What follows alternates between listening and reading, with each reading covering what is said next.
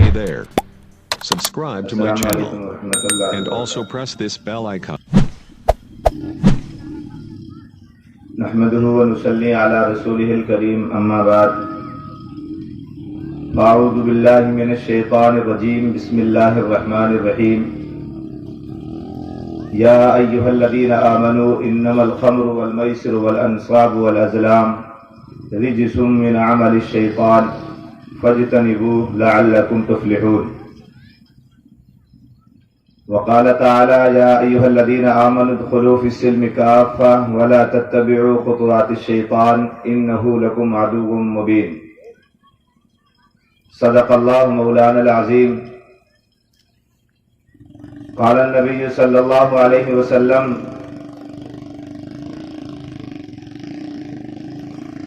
لا يزال قدم ابن آدم حتى يسأل عن خمس: عن عمره فيما أفناه، وعن شبابه فيما أبلاه، وعن ماله من أين اكتسبه، وفيما أنفقه، وماذا عمل فيما علم، أو كما قال صلی اللہ علیہ وسلم. انداز بیاں گرچہ بہت شوق نہیں ہے، انداز بیاں گرچہ بہت شوق نہیں ہے، شاید کہ اتر جائے تیرے دل میں میری بات. اسٹیج پر تشریف فرما علماء کرام، قرب و جوار سے تشریف لانے والے ائمہ اعظام، علاقے کے ذمہ داران، محترم عزیز سامعین، آج علاقے کے درد مند اور فکر مند حضرات نے اور آپ حضرات نے جو یہ پنچایت منعقد کرنے کا فیصلہ کیا ہے سماجی برائیوں کے خلاف، یہ ایک بہت خوش آئند قدم ہے. اس کی ضرورت پہلے بھی تھی اور اب مزید بڑھ گئی ہے. اس لیے میں بہت زیادہ تمہیدی بات نہ کہتے ہوئے اتنا عرض کرتا ہوں آپ حضرات سے کہ آپ حضرات جس مقصد کے لیے اس پنچایت کو، اس جلسے کو منعقد کیا گیا ہے، وہ پیش نظر رہے، اور جو باتیں ہمارے معزز اکابر علماء کرام سے آپ سماعت کریں، جو کچھ ہی دیر میں ہمارے بہت سارے علاقے کے ذمہ داران اور علاقے کی سرکردہ شخصیات میں جن کا نام ہے وہ کچھ دیر میں آپ کے بیچ میں ہوں گے. آپ جو بھی سنیں وہ بات اگر شریعت کی ہے، وہ بات اگر دین کی ہے، اور وہ بات اگر ہمارے فائدے کی ہے، تو پھر ہمیں کسی ملامت کی پرواہ کیے بغیر اور اس کی پرواہ کیے بغیر کہ ہمارے معاشرے کا یہ چیز حصہ بن چکی ہیں، اس کو ختم کرنے کا آپ کو فیصلہ کرنا ہے، یا عزم مصمم کرنا ہے، یا ارادہ کرنا ہے کہ بس جو سنا ہے اب تو اس پر عمل کرنا ہے. چاہے ہمارے مزاج کے کتنی ہی وہ خلاف ہو، بالکل ہمارا دل اس کو قبول کرنے کے لیے تیار نہ ہو، ہمارا سماج، ہمارا معاشرہ بالکل اس کو قبول کرنے کے لیے تیار نہ ہو، لیکن اگر وہ بات غلط ہے اور ہمیں اس کے نقصان ہمیں لگتا ہے کہ اس برائی کے بہت سارے نقصانات ہمارے سامنے ہیں، تو پھر ہمیں بات مان لینی چاہیے. اس لیے کہ اسلام ماننے کا نام ہے مسلمان ہے. بہرحال میں نے خطبے کے اندر ایک دو آیتیں آپ کے سامنے تلاوت کی ہیں، اور اس کے بعد ایک حدیث شریف میں نے آپ کے سامنے پڑھی ہے. حدیث شریف جو پڑھی ہے اس کا ترجمہ پیش ہے. میرا اور آپ کا یہ عقیدہ ہے ہم مسلمانوں کا کہ ہم کو ایک نہ ایک دن اس دنیا کو چھوڑ کر جانا ہے، اور اپنے رب کی عدالت میں اپنی پوری زندگی کا حساب بھی دینا ہے. یہ اس پر میرا اور آپ کا ایمان ہے. مجھ سے اور آپ سے میری زندگی کے ایک ایک لمحے کا، ایک ایک منٹ کا پورا حساب ہوگا، اور اللہ کے یہاں ہماری پوری زندگی ریکارڈ ہے، محفوظ ہے. اللہ نے ایسا نظام بنا رکھا ہے کہ ہم اپنی زندگی کہ ایک لمحے میں یا رات کی تاریکی میں، اندھیروں میں، تنہائی میں، خلوت میں کوئی چیز اللہ سے چھپا نہیں سکتے. خود اللہ بھی دیکھتے ہیں، اور پھر اللہ نے ایک ایسا نظام بنا رکھا ہے کہ ہر انسان کے کاندھوں پر اللہ تعالیٰ نے 2 فرشتوں کو متعین کر رکھا ہے جن کا نام کرامن کاتبین ہے. انسان کہیں بھی رہ کر کچھ بھی کرے، وہ فرشتے اس کی ایک ایک بات کو لکھتے ہیں، نوٹ کرتے ہیں. یعلمون ما تفعلون، جو آپ کرتے ہو وہ سب جانتے ہیں، اس کو لکھ رہے ہیں. تو میرا اور آپ کا اس بات پر ایمان ہے کہ ہمیں اللہ کے یہاں حساب دینا ہے، اور ایسی عدالت میں ہمارا حساب ہوگا کہ اس عدالت میں جھوٹ، فریب، دھوکہ کچھ نہیں چل سکتا. وہاں جھوٹے گواہ بھی نہیں ملیں گے آپ کو، وہاں ایسے وکیل بھی نہیں ملیں گے دنیاوی عدالتوں کی طرح. یہاں قاتل کو بھی وکیل مل جائیں گے اس کی پیروی کرنے کے لیے.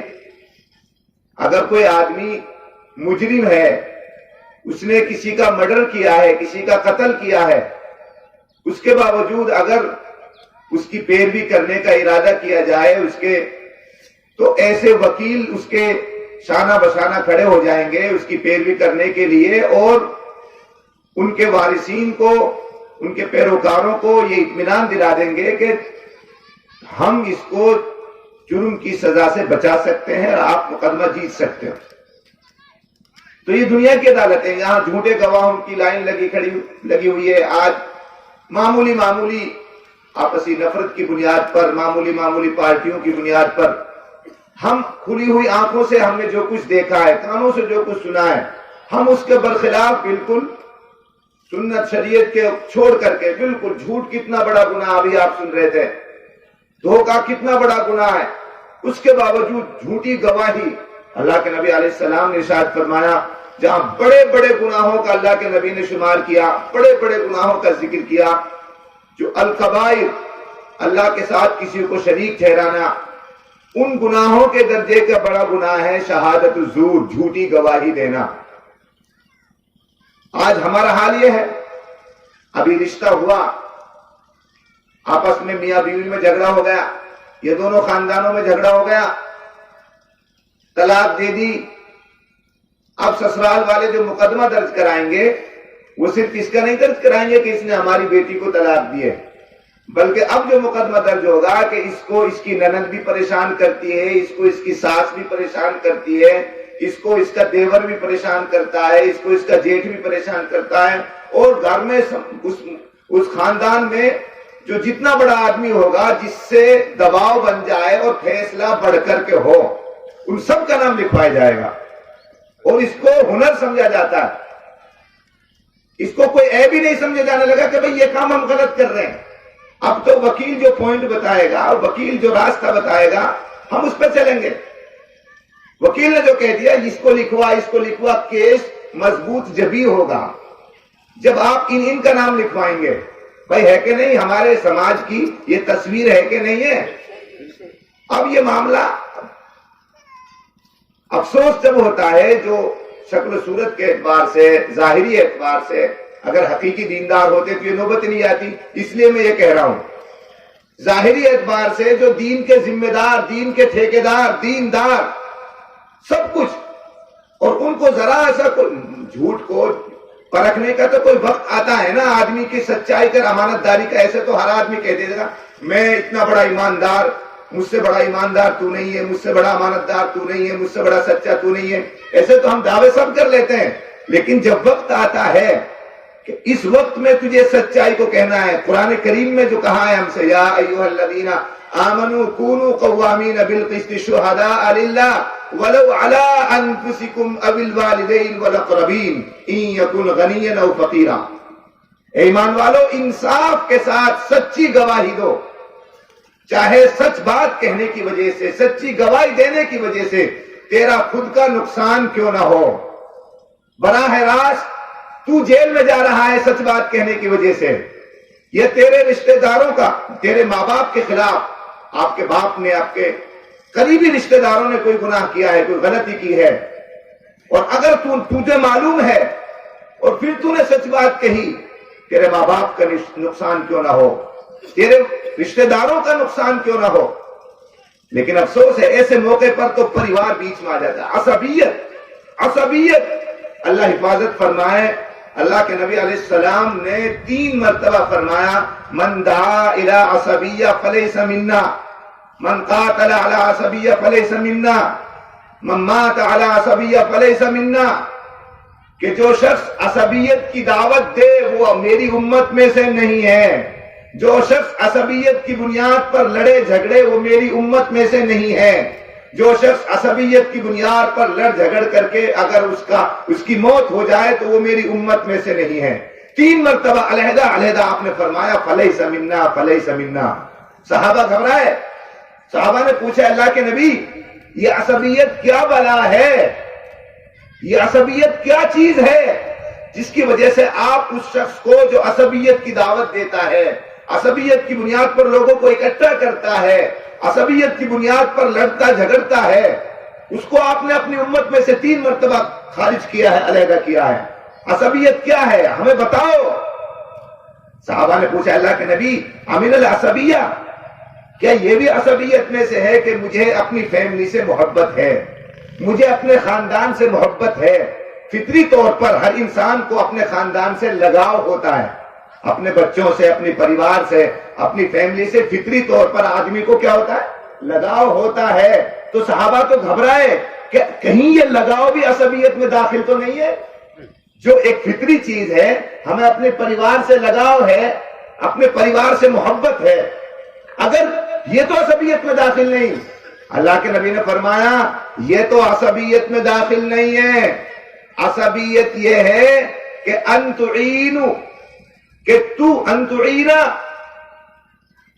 تو اپنے پریوار کی، اپنی فیملی کی مدد کرے، ان کا ساتھ دے، ان کی سپورٹ کرے جبکہ وہ ناحق پر ہوں، علی الظلم. اگر تجھے معلوم ہے غلطی تیرے بیٹے کی ہے، غلطی تیرے باپ کی ہے، غلطی تیرے بھائی کی ہے، غلطی تیرے پریوار کی ہے، اس کے باوجود بھائی اپنا کو ساتھ دینا ہی پڑے گا.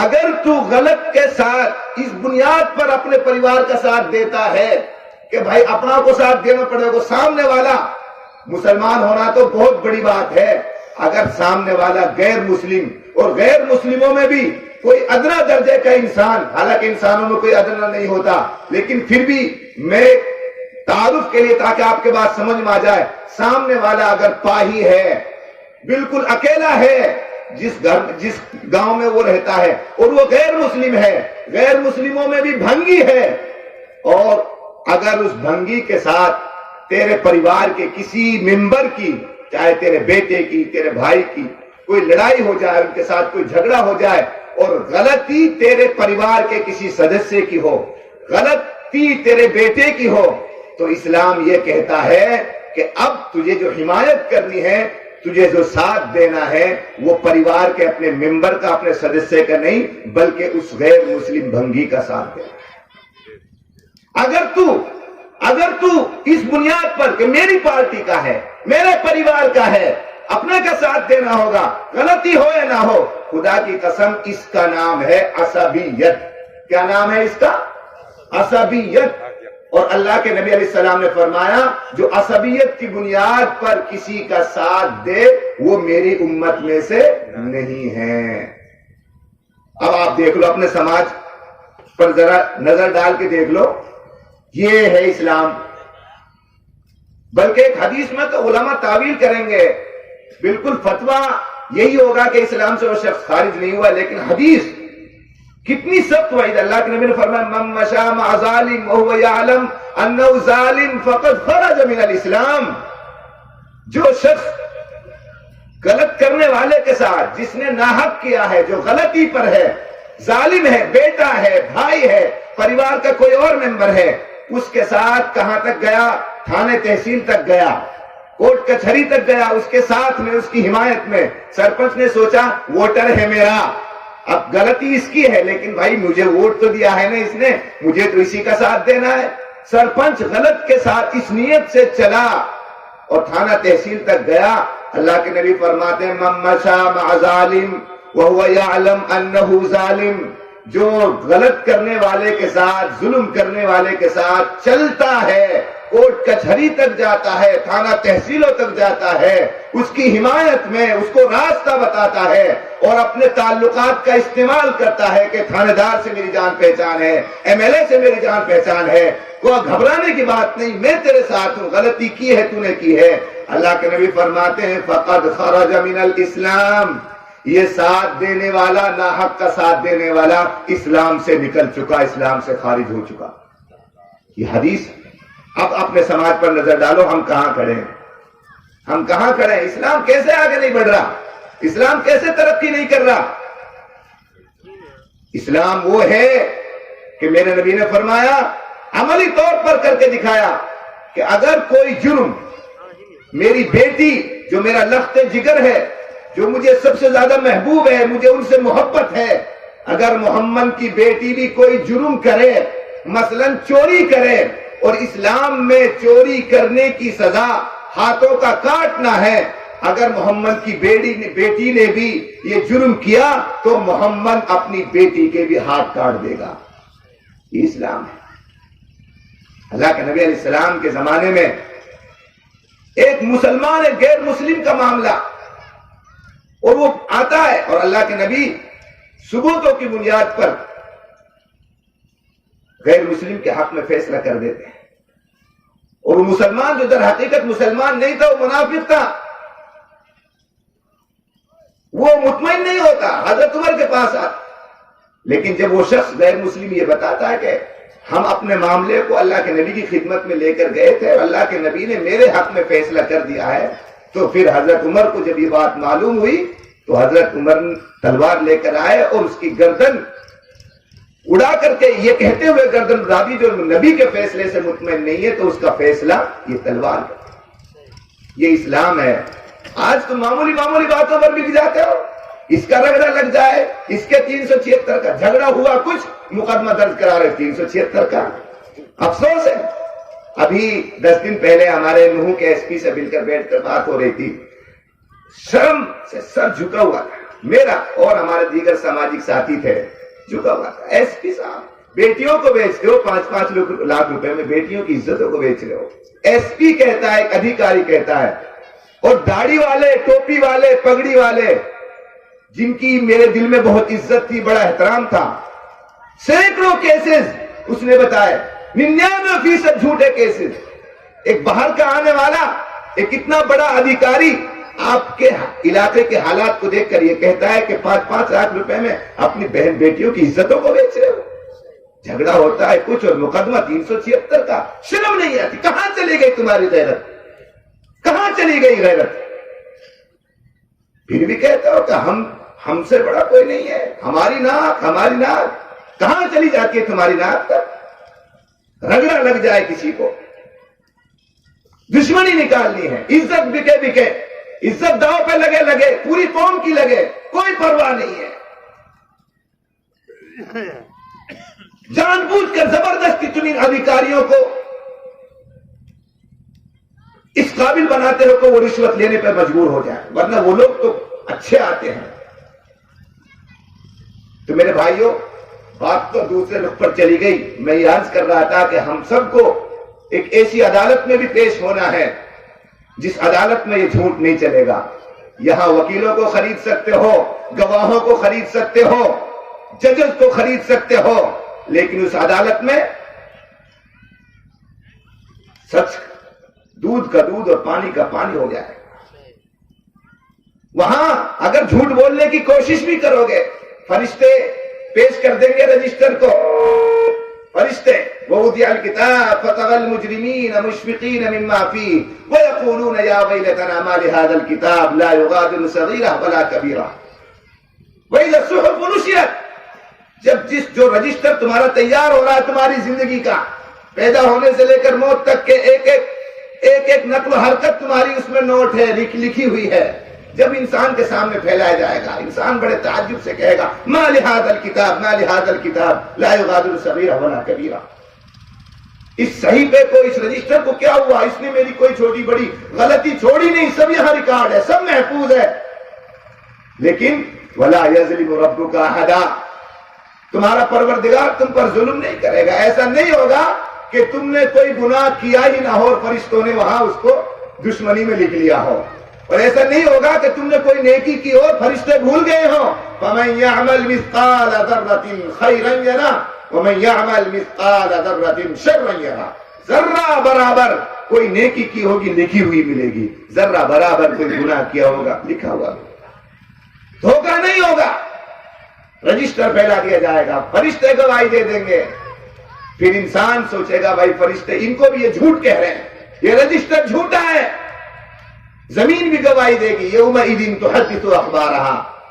پھر اخیر میں نمبر آئے گا بدن کے ان اعضاء کا، آنکھوں سے کیا دیکھا، کانوں سے کیا سنا، زبان سے کیا بول بولے، پیروں سے کہاں چل کے گئے، ہاتھوں کا استعمال کیسے ہوا۔ پھر بدن کے یہ اعضاء سے اللہ بات کریں گے، اللہ کہیں گے الیوم نختم علی افواہہم وتکلمنا ایدیہم وتشہد ارجلہم بما کانوا یکسبون۔ آج ہماری اس عدالت میں تمہاری زبان جس سے تم جھوٹ بولتے تھے اس پر تو مہر لگا دی جائے گی، تالا لگا دیا جائے گا۔ اب بات ہوگی تمہارے ہاتھوں سے، تمہارے پیروں سے، تمہارے کانوں سے، تمہاری آنکھوں سے۔ مولانا رومی نے کیا ہی عجیب نقشہ کھینچا ہے، چشم گوید دیدہ ام گمزہ حرام۔ یہ آنکھیں خود بول دیں گی کہ ہمارا استعمال کیسے ہوا، ہم سے کیا دیکھا گیا، فلمیں دیکھی گئی، اپنے ماں باپ کو محبت کی نظر سے دیکھا گیا یا پھر اجنبی عورتوں کو دیکھا گیا، یہ آنکھیں خود بتا دیں گی۔ گوش گوید چیدہ ہمسرول کلام، کان خود بول جائیں گے کیا سنا گیا۔ لب گوید منچنی بوسیدام، ہونٹ بول جائیں گے کہ ہمارا استعمال کیسے ہوا۔ دست گوید منچنی دزدیدام، ہاتھ بول جائیں گے کسی کی مدد کی ہے یا کسی پر ظلم کیا ہے۔ اس رب کی عدالت میں جھوٹ نہیں چلے گا، تو اس رب کی عدالت میں 5 سوال ہم سب سے ہوں گے، اور ایسی جگہ ہوگی وہ لا یزال قدم ابن آدم حتی یسأل عن 5، جب تک ایک ایک سوال کا صحیح جواب نہ دے دیا جائے، جب تک تمہارے قدم، ان کسی بھی انسان کے قدم اپنی جگہ سے حرکت نہ کر سکیں گے، ہل نہ سکیں گے، جنبش نہ کر سکیں گے۔ پہلا سوال عن عمرہ فیما افناہ، اللہ پوچھیں گے ہم نے تجھ کو زندگی دی، اس کو کہاں لگایا، کہاں کھپایا، کہاں خرچ کیا، کس مقصد کے لیے تجھ کو دنیا میں بھیجا، اس مقصد کو سامنے رکھ کر زندگی گزاری یا محض گزارتے رہے اس مقصد کو بھول کر۔ دوسرا سوال عن شبابہ فیما ابلاہ، جوانی دی، جوانی کی طاقت دی، جوانی کا استعمال کیسے کیا، کہاں کیا۔ یہاں رک کر ایک بات سمجھنی چاہیے، علماء تشریف رکھتے ہیں جب عمر کا سوال ہو چکا تو عمر میں تو پیدا ہونے سے لے کر موت تک کا جو وقفہ ہے، اس پورے وقفے کو عمر یا زندگی کہتے ہیں۔ تو جب بچپنا، جوانی، بڑھاپا سبھی عمر کے سوال میں آ چکا، لیکن پھر اللہ مستقل الگ سے سوال کریں گے ان شبابہ فیما ابلاہ، یہ جوانی کا استعمال کہاں کیا۔ حالانکہ جوانی کا سوال آلریڈی ہو چکا، جب زندگی کا ہو چکا تو زندگی میں جوانی بھی آ گئی۔ اس سے جوانی کی اہمیت کا اندازہ لگایا جا سکتا ہے کہ اللہ کے یہاں جوانی کا کیا مقام ہے۔ اسی لیے کسی نے کہا ہے کہ در جوانی توبہ کردن شیوہ پیغمبریش، وقت پیری گرگ ظالم می شود پرہیزگار۔ جوانی میں توبہ کرنا، یہ جوانی میں توبہ کر کے اللہ کو منانا، اللہ کے حکام کو پورا کرنا، یہ در حقیقت نبیوں کا طریقہ ہے۔ اور بڑھاپے میں جب منہ میں دانتنا، پیٹ مارنا، اب تو بھیڑ بکری پھاڑنی چھوڑ دی۔ بس آج بتاؤ کوئی آندھنو کہ ہے کہ میں نے آج تک کوئی غلط نظر سے کوئی نہ مہربانی دیکھی، کوئی دیکھو نہ، بچوں کہا کمال آنکھوں تو دیکھ ہی نہ سکا۔ کمال تو اس کا ہے جس کو اللہ نے آنکھیں دی ہو، پھر اللہ کے خوف سے، اللہ کے ڈر سے کہ میرے اللہ نے مجھے غلط بد نظری کرنے سے منع کیا ہے، مجھے یہ حکم ہے قل للمؤمنین یغضوا من ابصارہم ویحفظوا فروجہم، اے ایمان والو تم اپنی نظروں کو جھکائے رکھو، کسی اجنبی عورت پر قصداً تمہاری نظر نہ پڑے۔ تو اگر اس خوف سے، اس ڈر سے جوانی میں جس کو اللہ نے آنکھیں دی ہوں، پھر اس ڈر سے اپنی آنکھوں کی حفاظت کرے، کمال اس کا جو آنکھوں دیکھے نا، اس کا کیا کمال ہے۔ کوئی بہروں نے کہ میں نے آج تک نہ کہیں کی غیبت سنی، نہ کہیں میں نے گانے سنے، کچھ نہ سنو، کہاں کمال ہے؟ تو بہروں سنی نہ سکے، کمال اس کا ہے جس کو اللہ نے کان دیے ہوں اور پھر اللہ کے ڈر سے، اللہ کے خوف سے گانے نہ سنے۔ آج افسوس ہے سڑکوں پر مرنے والے ابھی بھی میں راستے میں دیکھا روزانہ سوشل میڈیا پر ایک خبر آتی ہے کہ آج اس روڈ پر فلاں ایک حادثہ یہ ہو گیا, ایک نوجوان کی موت ہو گئی, ابھی تب ایک ایکسیڈنٹ ہو گیا اور لیڈ لگی ہوئی ہے کانوں میں, لیڈ لگی ہوئی ہے, اس کو پتہ نہیں تجھے پیچھے سے کوئی ہارن دے رہا ہو, مست ہے, کسی سے بات کرنے میں مست ہے, گانے سننے میں مست ہے, اس حال میں دنیا سے جائے گا تو آپ اندازہ لگا سکتے ہو اس کا انجام کیا ہوگا. افسوس ہے بس بلٹ پہ بیٹھ گئے, اب تو پٹاخے چل رہے ہیں, اب تو ان کو کوئی پرواہ نہیں ہے, ہاں بلٹ ہے, ایک چیز چل پڑی, انہی چیزوں میں مر گئے ہمارے نوجوان. صحت کا خیال نہیں, صحت کا کوئی خیال نہیں. میو ابھی ہمارے ہاں ایک پترکار آتے ہیں بریلی سے, بھارت ٹی وی سے تعلق رکھتے ہیں, وہ اس نے کئی مرتبہ ہم سے کہا مفتی صاحب ہمارے علاقے میں بھی میو رہتے ہیں بریلی میں, لیکن وہ میو ان کی پہچان ہے شکل صورت سے کہ یہ میو ہیں, وہ اپنے جسم سے پہچانے جاتے ہیں کہ بھائی اپنی صحت کے اعتبار سے وہ پہچانے جاتے ہیں کہ یہ میو ہیں. لیکن میں یہاں کے دیکھتا ہوں تو یہاں تو مجھے وہ صفات وہ خوبیاں میو میں نظر نہیں آتی نوجوانوں میں. آج دوسری قومیں اپنے جسم کے اعتبار سے پہچانی جاتی ہیں, جاٹ ہیں, گوجر ہیں, وہ اپنی صحت کے اعتبار سے پہچانے, لیکن ان کو تو بھائی چھاچ انہیں بری لگے, مہری انہیں بری لگے, وہ کہا نام ہے وہ 30 روپے کلو دودھ بیچ رہا اور 70 روپے کلو کیمیکل خرید رہا, 70 روپے کلو کیمیکل, پینٹ چالی چل نکل جا, جب نماز پڑھیں گا جب کتنے کن کا فوٹو لے لیتا ہوں, پھر گوئی میں کھائیں گا, ہنگل لگ جائیں گے تو پھٹ پھٹ پہ, موتل لگ جائیں گے تو بلٹ پہ, پیدل ان پہ چلو نہ جا. خدا کے بندے ہم یہ بھی رہو بھائی. یہ گاؤں میں گئے میں لگنی مول صاحب والی آئے, کہنا میں یہ 2 لیٹر کی تھی بڑی ٹھنڈا, میں کہ میں اکیلو 2 لیٹر ٹھنڈا. مول صاحب تہارے احترام, میں کہ بھائی ہمارا احترام یہی ہے بھائی وہ گرم پانی کی چائے بنا لا دودھ میں وائن پتی کی اللہ بس, یہ کوئی چھاچ بات جو تہاری اولن بچری ہو وائیے لیا. پورا گاؤں میں نمبردار چودھری کے پورا گاؤں میں چھاچ نہ ملی. میں نے کہیں جا میو کے گھر میں بھینس یا جا کے گھر میں بھینس ہی نہ یا جا کے گھر میں چھاچ نہ, وہ میو کے نام پر داغے دھبا ہے, ٹھنڈان پہ چل پڑے بس. کوئی نہ مانو, یہ بڈھا بھی نہ مانے, یہ بھی نمک گرد پیما, یہ بھی نمک گرد پیما, یہ بھی نہ مانا, حد ہوگی. کہیں کے پیچھے چل پڑے بھی, کیمیکل پی رہا, دودھ گھر میں ہو رہا ہو وہاں تو بیچ رہا ہو, کوئی پچھان سکے نہیں ختم ہو. خدا کے لیے بھائی ان پرانے دنوں میں آ جاؤ, مت زیادہ شہری بنو, دیہاتی رہو, میوی رہو. تو میں عرض یہ کر رہا تھا کہ اللہ کے یہاں جوانی کا خاص مقام ہے, مستقل سوال ہوگا جوانی کے بارے میں, اور جوانی میں عبادت کرنا. حدیث شریف کے اندر آتا ہے جوانی کی عبادت یہ ایک ایسا آفر ہے, یہ وقت نکلنے کے بعد جوانی میں جو عبادت کی ہوگی اس کی وجہ سے اس کا جو مقام اللہ کے یہاں ہوگا, جوانی میں اگر عبادت نہیں کی ہے تو بعد میں وہ مقام حاصل ہی نہیں کیا جا سکتا.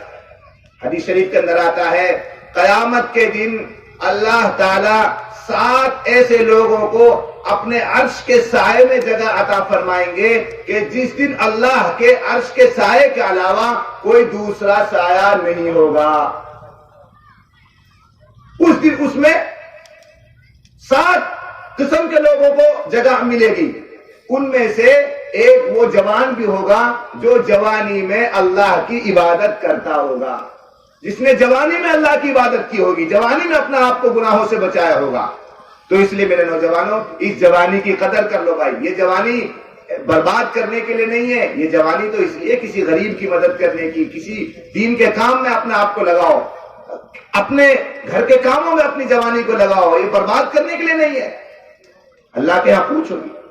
اور بھائی تیسرا سوال ہوگا عن مالہ من این اکتسب, مال کیسے کمایا. ہم آزاد نہیں ہیں, ہم پابند ہیں شریعت اسلامیہ کے.